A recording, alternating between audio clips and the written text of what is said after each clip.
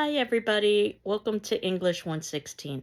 My name is Lillian Ruiz, and I am the instructor of the course. And in this video, what I wanted to do was to try to simulate what I would do in a face-to-face class during our first class meeting, which is reviewing the syllabus and the course outline. I teach both online and face-to-face sections of this course, and I try to make them as similar as possible. So I'm assuming that you know how to get onto Moodle because you are watching this video. And you will see that at the top of the page, it says English 116 Meta.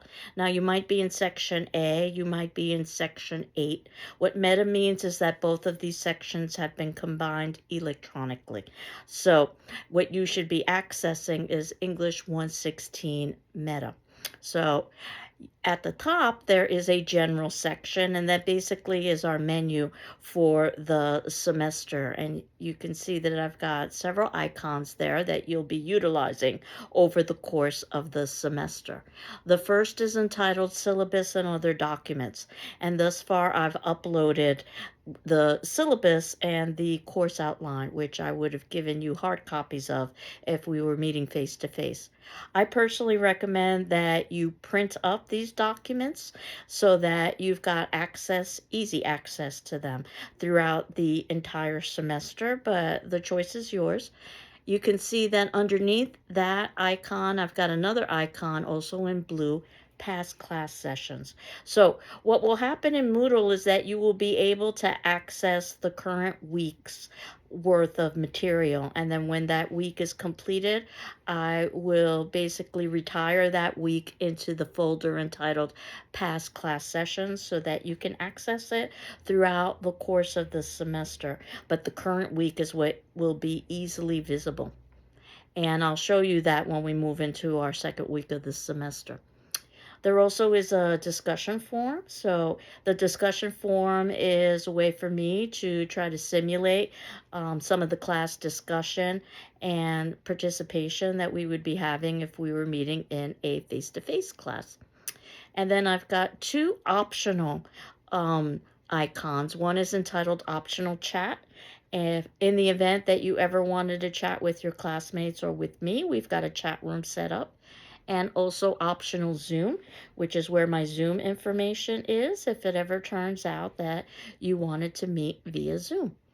And you can see that immediately below that, I've got week 1, which is today, 9/4 Wednesday, the beginning of the semester, though you may be accessing this video a little bit early. And you can see that my plan was to review the syllabus and the course outline. And a little cartoon there reinforces the importance of the syllabus. The answers you seek can be found in the syllabus. So it's about minute 320 or so. You might want to stop, print up the syllabus, and then come back. But regardless, this is now where I'm going to be reviewing the syllabus. And I'll start at the top where basically my name is there, Lillian Ruiz. Most people call me Lillian. Feel free to call me whatever you feel comfortable with. My phone number is there where you can always leave a voicemail. My email is there, which is my surname, Ruiz, R-U-I-Z, at gcc.mass.edu.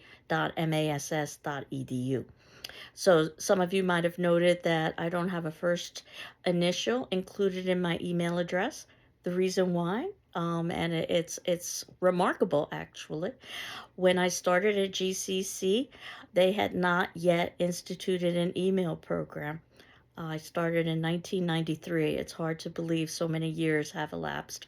And when email was first instituted, we didn't have enough foresight, none of us, to think about the importance of using a first initial with a surname so that there would be less possibility of duplication. So if you see someone with an email address at GCC with just their surname, they've been there a very long time. My office, North 328A, that's in the Inclusion Diversity Center, and I encourage you to visit the Inclusion and Diversity Center. It's a dedicated space for students who support the ideals of inclusion and diversity, and there is a little kitchenette.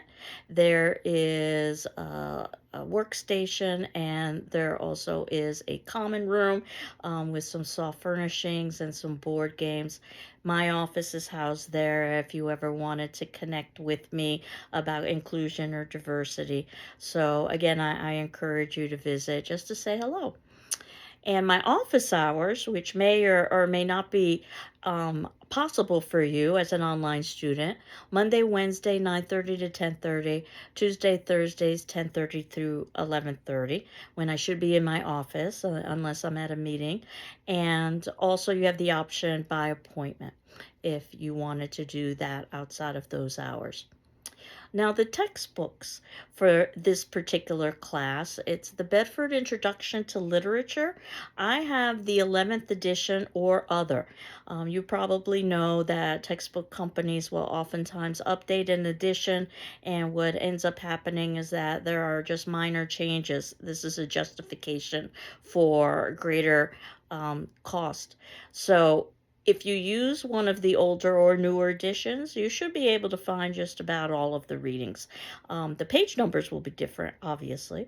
I have a copy of the book on reserve in the GCC library, and whenever I am able to find the readings online, I will provide them to you. The good news is that the pieces of literature we're going to be reading, the short stories, the dramas, the poems, just about always I can find free versions of those online. And those are basically the heart of what we will be doing this semester. What I haven't been able to find online is the copyrighted material from the editors of the textbook, where they talk a little bit about what literature is and how to read it. So that's what you would find in the textbook, and I'll also be talking about that in my class videos as well. One of the texts that is not included in the 11th edition, but I think it's very important, is a play by the name A Raisin in the Sun. And that means that I ordered it as a separate paperback for you. However, you can find it in libraries and used bookstores and all of the rest. And again, I've usually been able to find a free link. So as each week goes by and we are talking about a particular reading, if I find an active link, I will share that with you. And then it's assumed that you've got a good dictionary at the source for reference, which I suppose everybody does in their computers, but having access to it and utilizing it can be two very different things. And the dictionary at the source are wonderful tools for both readers and writers, and we'll be doing both over the course of the semester. The dictionary, of course, giving definitions, but it also gives parts of speech, etymology, the word history, spelling, of course. And the dictionary is a wonderful tool that I think is underutilized, as is the thesaurus that'll give you synonyms or words with similar meanings, sometimes with opposite meanings, which are antonyms. Again, it's a wonderful way to develop your writing. So the course description for the class, English 116, is that this class builds and extends on the academic writing process and skills introduced in English Composition 1, what we at GCC call English 101. Students develop close reading abilities for a variety of literary, sometimes non-literary texts, and hone critical research skills as well as research and documentation skills using a variety of genres that can include things like essays, fiction, poetry, drama, and film. Writing assignments emphasize the formal, researched, and documented essay and include creative experiments and literary analysis. The course includes selections from a wide variety of authors and genres and texts that engage students in written and visual analysis and research. So you can only receive credit for one of the three options for what we call English Composition 2, which is the advanced study of what you would have been doing in English 101, your introductory composition class. So English 112 is just purely an analysis of literature. English 116, which is what you are enrolled in, is an analysis of literature and film. And then English 114 is the creative writing class, where you can ultimately hone your own skills as a creative writer, as well as reading the writings of others. So, the learning outcomes for this class, after completing this course, you should develop an appreciation and understanding of film and literature. So, this is how we're going to begin this semester is defining what cinema is and film and literature and how do we evaluate quality and how do we analyze that from an academic perspective.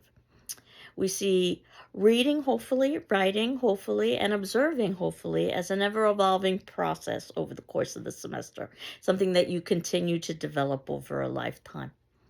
That, yes, in your writing, you're using the rules of formal academic writing, but you're also promoting your own sense of voice. You don't want to sound like me or the textbook. You want to sound like you, but you want to make sure that you're following the rules. I oftentimes liken it to driving, where we all have to follow the rules, but we all have unique styles for driving. Improving oral and written communication skills. I have that in all of my syllabi. I also teach classes in media and popular culture. I'm actually the one who teaches the class in horror film. And also I teach classes in public speaking. So, and I think that they all overlap with one another in terms of oral and written communication skills. Effectively using word processing, email, search engines, and the internet. I think we all have experience using them, but how do you use them in the most efficient and effective way possible so that you aren't wasting a lot of time looking for, let's say, the perfect search? And the way that I'll be going about doing this is by posting videos of class material that I would normally be covering in class. So I'll post a video of myself discussing class material at the time our class would normally meet in person. So if we were meeting in person, we would be meeting Monday, Wednesday at 10:30 a.m. So you can expect a video from me every Monday and Wednesday at 10:30 a.m. To be quite honest, I'm going to try to post these videos early the night beforehand. But certainly you can expect by Monday, Wednesday at 10:30, there should be a video from me covering class material. And then you have 48 hours to watch that particular video for the class, and there will be a corresponding attendance question, what I call an attendance question, that will be on the discussion form. So that will basically suffice as your attendance for that particular class, responding to that question. And if you need additional time and extension, more than 48 hours, please let me know. Your answer on that discussion form, as I said, will count as your attendance. And you are not required to interact with your classmates' posts. I certainly encourage it, much like you would in a face-to-face class. If somebody said something, you wanted to add something, you would raise your hand, for instance. You are required, however, to read your classmates' posts, and it would be very similar in a face-to-face class where you're required to listen to your classmates' comments. And I know that some students learn best by participating, others learn best by listening.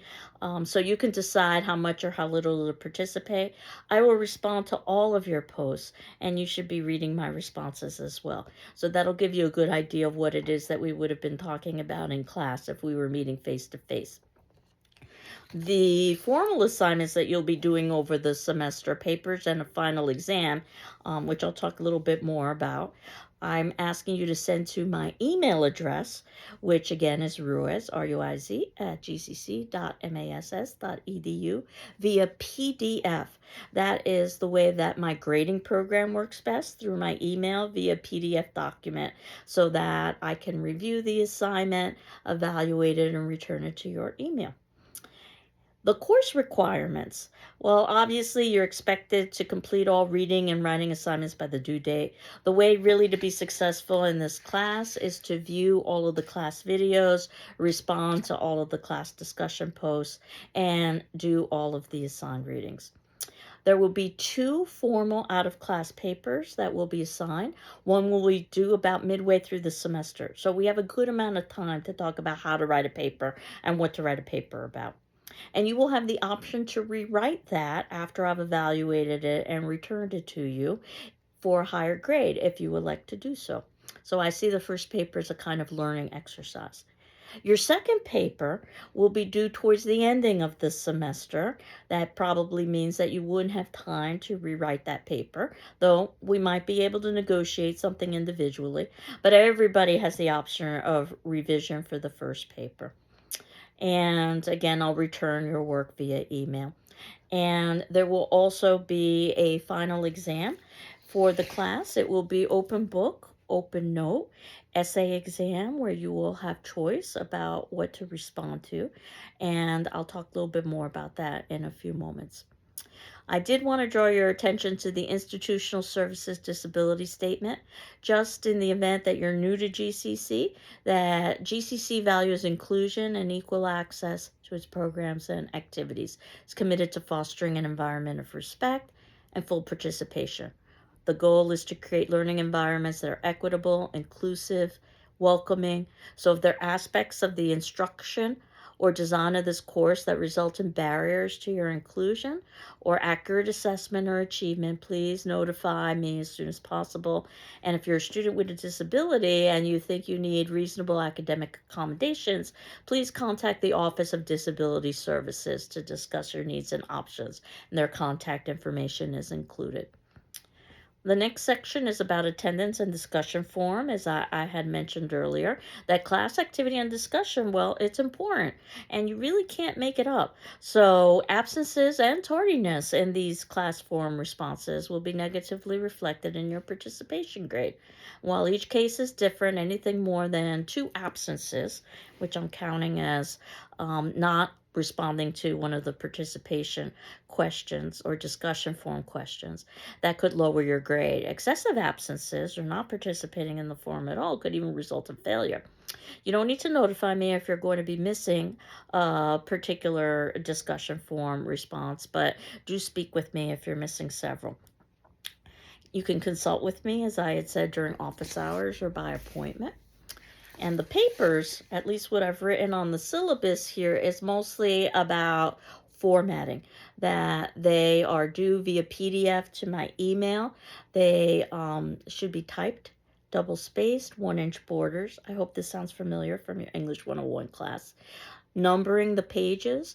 There should be a cover page that is just a separate sheet of paper that, or in this instance, a separate screen that would include the paper title, your name, the course and section number, my name, the paper number, and the due date. Late papers will lower your grade by 1 full grade. No late paper will be accepted after a week has elapsed, unless you've made other arrangements with me beforehand. So please let me know if it turns out that you need an extension. And I will be distributing paper assignments during the semester. And as I indicated, you have the option for writing the first paper. I just ask that you submit in the original evaluated paper with my comments, along with your revision, and then you get the higher of the 2 grades. And late work can't be revised, which is yet another reason for asking for an extension. Once you ask for an extension, it's not late. I'm going to skip the section on plagiarism and talk a little bit about that next class, and instead move to the grading section. So these are approximate percentages, that about 25% is participation in the discussion forum. So it's important to respond to those, and you'll very soon see that I oftentimes ask questions that don't have right or wrong answers. I'm really more interested in reasoning than I am in factual data. Paper number 1, and it'll be about approximately 4 to 5 pages, but I do like to tell students the paper should be as long as it needs to be for you to be able to support a particular thesis. And it'll be a critical paper, not a research paper, so you're going to be relying on your own interpretation of the short stories or the dramas or the poems. That would be 25%. And again, you can rewrite that.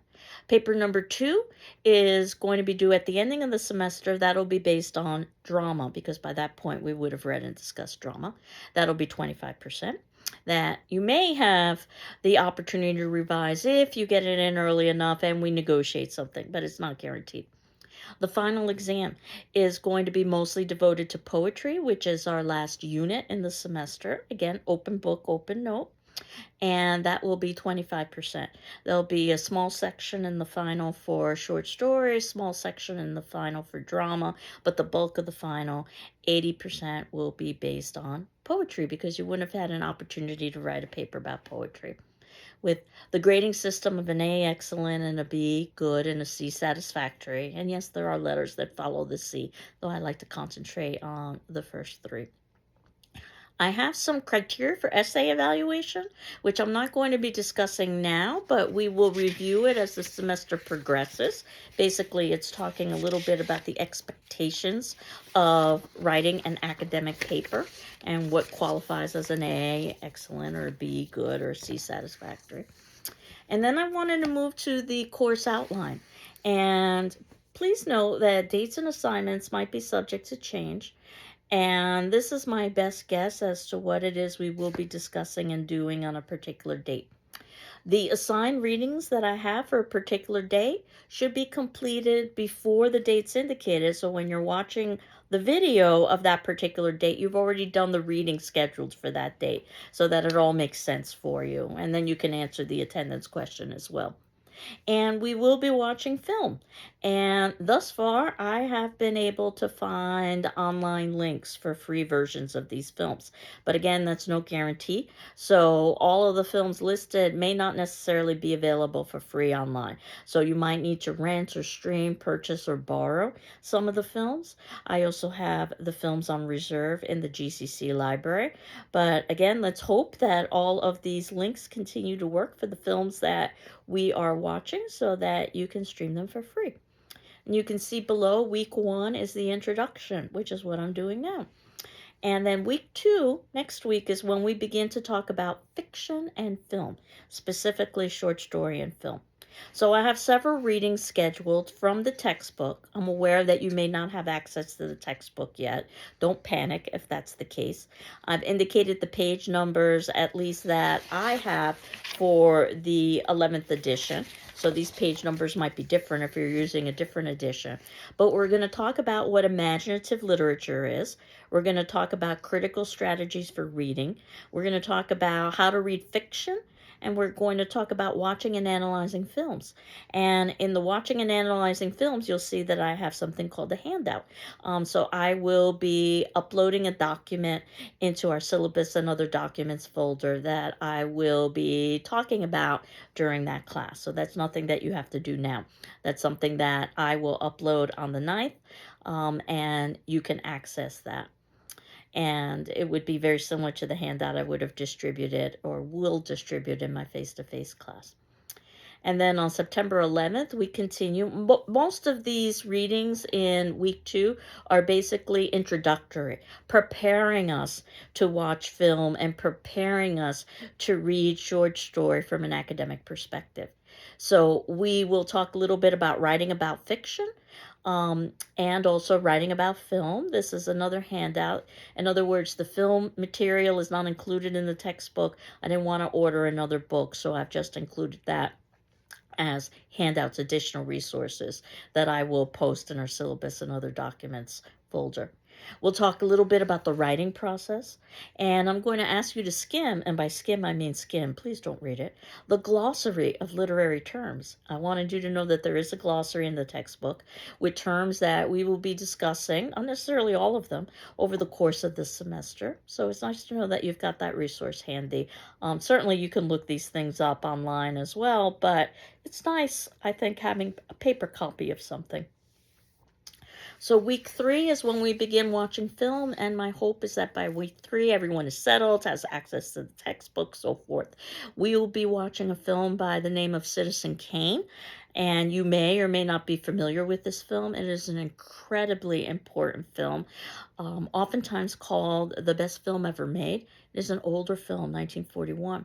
We need to talk about why this film is so important and how to watch it from an academic perspective. And you can see that we've got multiple classes devoted to this particular film and the discussion of this film. It's a film that runs 1 hour and 59 minutes. So I've got the 16th, the 18th, and the 23rd of September devoted just to Citizen Kane. And then when we move to the 25th of September, we shift gears and we start talking about short stories and literature. And we're going to read 2 short stories. One is called Secret Sorrow. One is called A Sorrowful Woman. One is considered to be a quality literature, and one is considered to be basically formulaic, popular literature. We'll talk about the evaluation and how that's done. Um, and then in week 5, we'll start reading some short stories that you may or may not be familiar with. Story of an Hour by Kate Chopin, very famous short story written in 1894, but still very relevant, I think. Rose for Emily, written by William Faulkner in 1931, and also an interview from Faulkner about the story that he wrote called On a Rose. Young Goodman Brown by Nathaniel Hawthorne, 1835. So you might recognize some of these names. Soldier's Home by Ernest Hemingway in 1925. So that puts us into October. Battle Royal, which happens to be the first chapter of a book called Invisible Man. That's by Ralph Ellison, 1952. And finally, a short story by the name of Popular Mechanics by Raymond Carver. And that was written in 1981. So that would put us in the 7th of October. And we would have finished our first unit, basically on fiction and film. So it's around this time that we would be talking seriously about your first paper, which will be about either short story or film. But as you are working on that paper, which I have as a due date in week 8, 10/21. Now, I chose week 8 because that puts us about halfway through the semester, but I very much encourage early papers, and I'll be distributing paper topics soon. So the sooner you get that paper in, the better off for everybody. But if you haven't handed in a paper by week 8, 10/21, I'm starting to get a bit anxious because we're midway through the semester. So I'm very hopeful that by that date, everybody has handed in a paper. But basically, you can hand in your paper long before that if you wanted to. And again, keep in mind you have the option of rewriting it. But I would wait until we talk a little bit more about writing that first paper because I'll give you some guidance. So as you are working on your paper for week 8, we are in week 6 transitioning from short story and film and talking about dramas or plays. We'll talk a little bit about the elements of drama on the 9th of October. We'll talk a little bit about popular dramas. Oftentimes that's what we watch on television and how that's different from perhaps what you might see on stage. On October 14th is Native Indigenous Day, so there's no classes. On the 16th, we will talk about a playwright by the name of Sophocles. You might have heard of him and his famous play Oedipus the King, incredibly old, 430 BC, in a play that's set in Greece and written in Greece. So obviously we are reading a translation in English. We'll talk about why it is this play is so important and why in our contemporary time we would spend this much time talking about a play from 430 BC and how it's still relevant in our current times. And you can see that I've got multiple classes devoted to Oedipus the King so that we can read the drama but also watch a performance of the drama. There are lots of different interpretations. The one we are going to be watching is by Tyrone Guthrie, which was done in 1957, where they tried to duplicate as much as possible what we might have seen in a Greek amphitheater in 430 BC. So it's quite fascinating. And that's an hour and 27 minutes. So that puts us into week 8, where your first paper is going to be due. And then we transition into week 9, and we transition into Shakespeare. And yes, I am the one who teaches the Shakespeare class. So I've got lots of different eclectic interests, from horror films, Shakespeare, and everything in between. So we'll talk a little bit about Shakespeare and why he's considered to be so important and why we still read him. And the play we're going to be reading, you may or may not have familiarity with this play, A Midsummer Night's Dream, one of Shakespeare's comedies. Wanted to lighten things up a little bit in the semester because many of the texts that we read are rather dark, and we'll talk about why so many texts that are considered to be literary are oftentimes dark. And we will watch a adaptation of A Midsummer Night's Dream. There are many, many adaptations. The one we will watch was done in 1999 by Hoffman, where they attempted to adapt A Midsummer Night's Dream for a general audience. So it's a Hollywood production. And that's an hour and 56 minutes. And we'll spend a couple of classes or so talking about that and watching that and talking about how to analyze those productions. And then we go to our last drama, A Raisin in the Sun. Absolutely phenomenal drama by Lorraine Hansberry, written in 1959.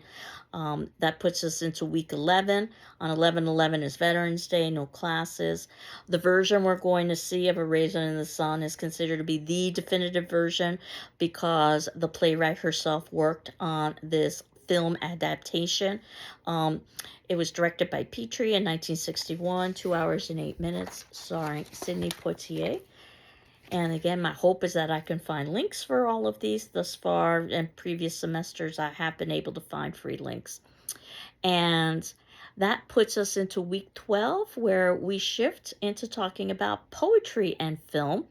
And this is around the time where you should begin thinking about paper number 2, which is going to be devoted to drama, whether it be performance or it be text or some combination thereof. So we will again talk about what poetry is, just like we talked about what short story is, what drama is. We'll talk about how to read poetry, how to evaluate poetry.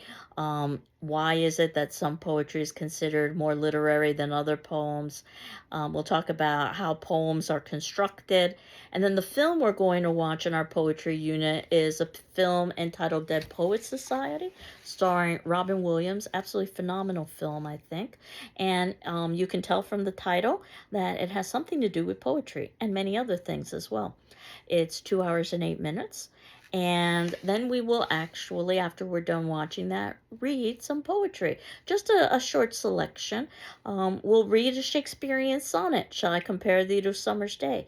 Perhaps Shakespeare's most famous sonnet and most misread, I should say, sonnet. The Sick Rose by William Blake, 1794. I have that listed as a handout, which means it's not included in your text, but I would be providing a link. Because I Could Not Stop for Death, Emily Dickinson, name I suspect you are familiar with, living in New England and in Western Massachusetts. The Road Not Taken by Robert Frost. Again, a poem you probably have some familiar with, 1916. Also, one of the most misread poems that exists, along with William Shakespeare, Shall I Compare Thee to a Summer's Day? America by Allen Ginsberg, 1956. And that's listed as a handout, so I'll include a link. Coca-Cola and Coco Frio, from a local poet, Martina Spada, written in 1993. He actually teaches at UMass Amherst, so we'll talk a little bit about that. And we end with a poem that was delivered in 2021. Many of you might have seen it delivered on television, much like I did during the presidential inauguration. The Hill We Climb by Amanda Gorman. And again, I'll provide a link with that. We'll talk a little bit about taking essay exams as we prepare for our essay exam. And you can see that on the 11th of December is when I would hope that you would have paper number 2 in. Of course, I encourage you to submit in early papers. That paper will be about drama and film. But by the 11th, it would be wonderful to have everything in so that you can walk into week 16 on the 17th of December with no assignments to think about except the final exam. So what I'm going to be doing is I will be posting the final on the 17th at 10:30 a.m. and I will give you 24 hours in which to respond to that final. If we were meeting in a face-to-face class, you would do the final in class and you'd have approximately 2 hours to do it. So that's how much time I expect you should spend with the final, 2 hours, but I wanted to give you 24 hours. Certainly you shouldn't be spending 24 hours in responding to that final. And that basically is our semester. So the only thing that's left, and certainly if you have any questions or concerns about the class, please let me know. Just send me an email or a voicemail or whatever the case may be. So what's left is our attendance question. So if you can look below, you can see that I have listed as our attendance question to please introduce yourself to the class. And feel free to upload videos and audio, but not required. But this will be a way for us to get to know everybody. Again, you're not required to respond to your classmates unless you'd like to, but you are required to read your classmates' responses and my responses in turn. So this prepares us for next week when we begin to actually talk about some of the academic material in the class. So I hope you're doing well. I'm doing well, and we will continue on next week. Again, you can expect a video from me on Monday by 10:30. I'll probably try to post it on Sunday night. We'll see how things go. Take care. Bye bye.